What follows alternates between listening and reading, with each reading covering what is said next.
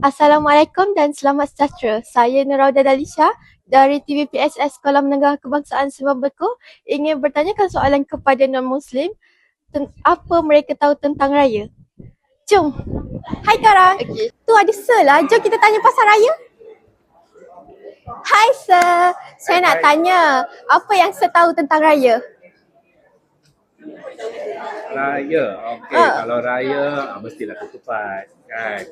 Jadi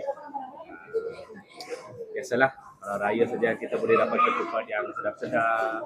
Jadi Hai, nak tanya boleh? Boleh. Apa yang awak tahu tentang raya?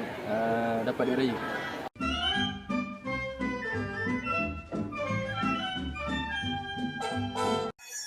Hai, jom kita tanya lagi orang seterusnya. Hai Heran, boleh akak nak tanya apa Heran tahu tentang raya? Raya adalah satu perayaan orang Melayu dan semua berkumpul Ha? secara Secara buruk?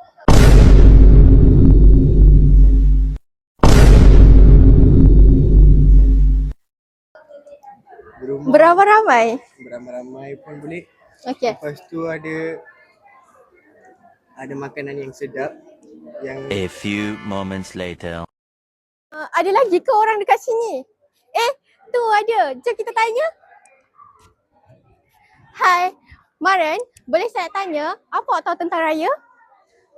Raya itu adalah buat kuih, main mercun, main-main dengan keluarga. Itulah, itu saja saya tahu. Pernah raya tak? Raya Aidilfitri tak pernah? Tak pernah. Nanti boleh pergi rumah kawan-kawan.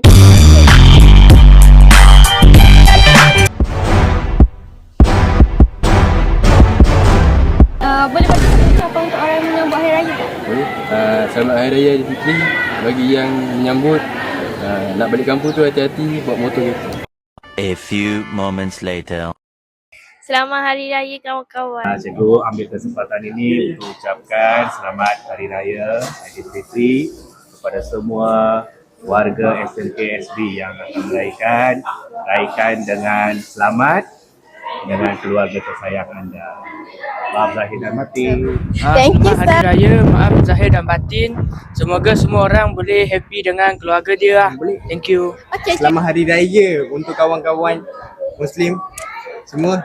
Selamat Hari Raya Aidilfitri. Terima kasih. Kami, warga SMK Simpang Berko mengucapkan Selamat Hari Raya. Bye. kami murid SMP Berko ingin mengucapkan Selamat Hari Raya. Okey, itu saja pada hari ini. Sekian, terima kasih. Bye-bye.